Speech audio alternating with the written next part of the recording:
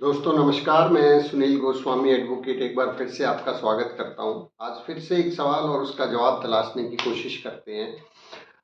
Order 23 rule 3 CPC का है, civil procedure code का। वहां पे क्या है कि कॉम्प्रोमाइज डिक्री को जो है ना कोर्ट मान्यता देती है। तो कॉम्प्रोमाइज डिक्री अगर फेल हो जाती है तो उस सूरत में जो राइट्स हैं, क्या अधिकार है, कैसे ये काम करता है, आइए चलिए बातचीत को शुरू करते हैं। ये जो केस है, यहाँ पे एक व्यक्ति ने एक दीवानी दावा दायर किया, सिविल सूट फाइल किया रिस्पोंडेंट्स के अगेंस्ट में। ये केस का नाम है Navratan Lal Sharma versus Radha Mohan Sharma and others. तो उसने एक पावर ऑफ अटॉर्नी को चैलेंज किया कि जो पावर ऑफ अटॉर्नी डेटेड 19/7/2010 और 27/7/2010 है, पावर ऑफ अटॉर्नी के बेसिस पे दो सेल डीड भी हुई इसके बाद में, और उन दोनों सेल डीड को और जो है पावर ऑफ अटॉर्नीज को चैलेंज किया कि ये जो पावर ऑफ अटॉर्नी है ये मतलब कैंसिल की जाए और ये मैंने नहीं की है।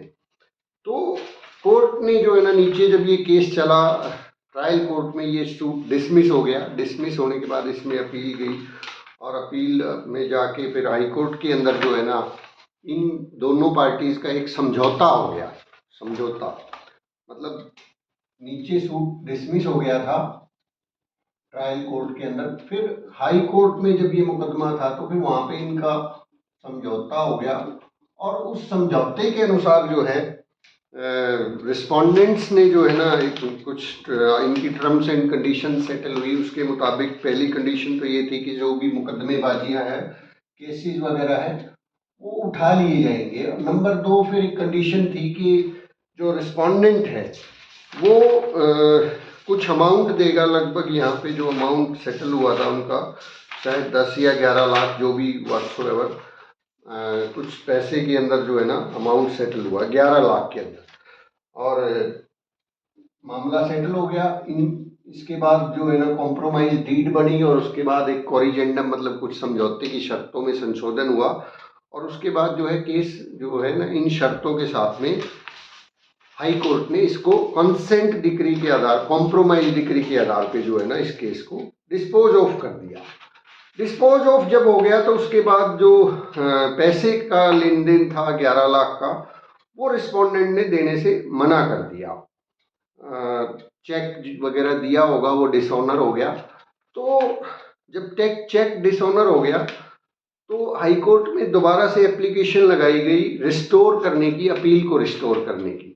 लेकिन यहाँ पे जब ये अपील को रिस्टोर करने के लिए एप्लीकेशन लगाई तो हाई कोर्ट ने अपील को रिस्टोर करने से मना कर दिया कि नहीं साहब, आपकी अपील को रिस्टोर नहीं किया जा सकता। और हाई कोर्ट ने इसका जो कारण दिया वो कारण ये दिया कि जो कॉम्प्रोमाइज डिक्री हुई थी, उस कॉम्प्रोमाइज डिक्री के अंदर हाई कोर्ट ने ये लिख दिया था कि किसी भी सूरत में अगर कॉम्प्रोमाइज फेल होता है तो ये जो सूट जो है वो रिस्टोर नहीं किया जाएगा, कि लिबर्टी नहीं दी थी। मतलब जब कॉम्प्रोमाइज डिक्री का ऑर्डर पास हुआ वहां पे हाई कोर्ट ने लिबर्टी नहीं दी थी कि in the event of failure of compromise no liberty was granted. और ये ऑर्डर के अंदर आ गया था कि भाई हाई कोर्ट ने लिबर्टी उनको दी नहीं थी कि वो इसको रिस्टोर करवा सके। तो इस आधार पे जब ये एप्लीकेशन लगी रिस्टोरेशन की तो हाई कोर्ट ने कहा कि नहीं नहीं साहब, आपने ऑलरेडी जो है जब कोर्ट ने कॉम्प्रोमाइज डिक्री पास की थी उस ऑलरेडी ऑर्डर में मेंशन है कि अगर ये फेल होती है कॉम्प्रोमाइज तो ये रिस्टोर नहीं होगी अपील जो है। तो एनी हाउ अब चलिए देखते हैं ऑर्डर 23 जो है ना ये सीपीसी का जो है ऑर्डर 23 रूल 2 क्या कहता है। इसको समझने की, थोड़ा गौर से समझने की इसको जरूरत है, इस केस को समझने के पहले। रूल 3 कहता है compromise of suit where it is provided to the satisfaction of the court that a suit has been adjusted wholly or in part by any lawful agreement। Any lawful agreement, ध्यान रखिएगा इस शब्द को, ये थोड़ा सा आपको बाद में काम आएगा। Any lawful agreement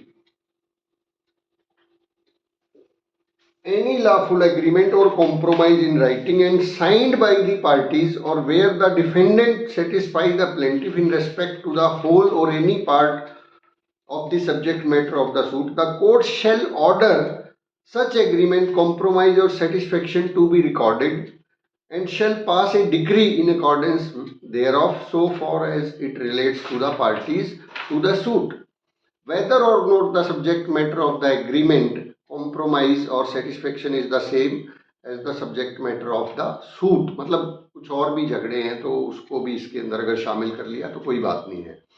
Provided that where it is alleged that one party and denied by the other party that an adjustment or satisfaction has been arrived at, the court shall decide the question, but not adjournment के बारे में है.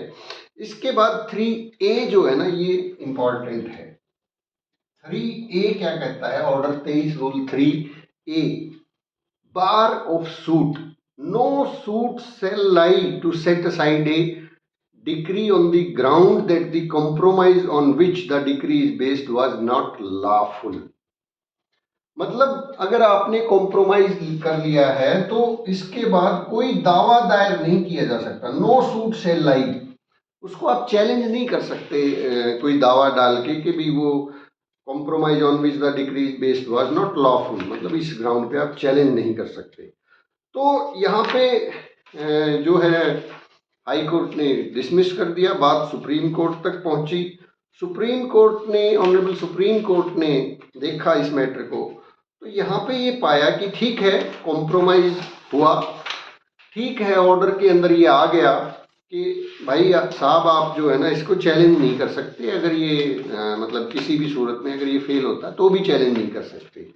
लेकिन उसके बाद भी honourable supreme court ने कहा कि we are of the opinion that this is not the correct approach as it defeats the statutory right and remedy available to the plant under CPC.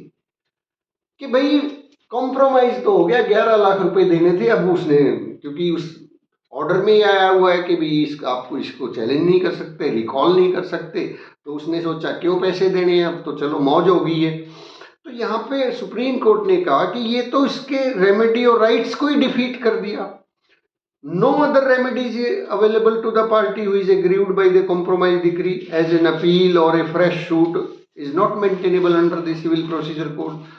तो ऑनरेबल सुप्रीम कोर्ट कहता है कि therefore there was no occasion for the court to deny liberty to file for restoration by its order dated so and the consequent dismissal of the recall of the application by the impugned order on the ground alone does not arise. Further, as the matter of public policy, courts must not curtail statutory provisional remedial mechanism available to the parties. भाई mechanical तौर के ऊपर जो है ना public policies के तहत जो है ना पब्लिक राइट है, आप उसको कर्टेल मत कीजिए, मतलब उलझाइए मत टेक्निकलिटीज के अंदर कि ये ऑर्डर है तो इससे आपको बाउंड होना पड़ेगा.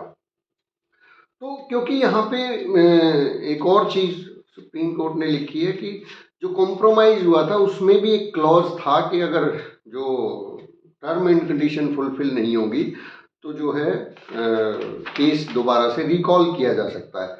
एनीवे उस चीज़ के ऊपर कोई सुप्रीम कोर्ट ने ज़्यादा तवज्जो नहीं दी, सिर्फ इस बात पे कि भाई कॉम्प्रोमाइज़ हुआ था और वो वायलेट हुआ है, तो ये भी तो अनलॉफुल है. अगर कोई भी अनलॉफुल चीज़ को जो है ना सेक्शन 23 से अलाउ नहीं करता कि भी मतलब जो कॉम्प्रोमाइज़ है वो लॉफुल होना चाहिए, तो ये जो एक्ट हुआ है, ये जो कंडक्ट हुआ, ये भी तो अनलॉफुल है. यहाँ भी तो पार्टी के राइट्स डिफीट हुए हैं. तो बहुत बढ़िया जजमेंट है ये. तो इस सूट को जो है ना वापस रिमांड बैक किया गया मैटर को हाई कोर्ट को. ये सिविल अपील नंबर 14/328 ऑफ 2024 है. Title Navratna Lal Sharma versus Radha Mohan Sharma and others. तो बहुत बहुत शुक्रिया आप सब लोग जो है ना धैर्य बनाए रखते हैं. दिसंबर 12 2024 बहुत लेटेस्ट ये जजमेंट है, आप इसको पढ़ सकते हैं और नॉलेज बढ़ती रहेगी, कुछ ना कुछ सीखते रहेंगे रोज़ आपके साथ मिलके. लाइक, सब्सक्राइब और कमेंट ज़रूर कीजिए, ज़रूर से ज़रूर. अपनी भावनाएं व्यक्त कीजिए, ये मेरे लिए बहुत इम्पोर्टेंट है। बहुत बहुत शुक्रिया, धन्यवाद।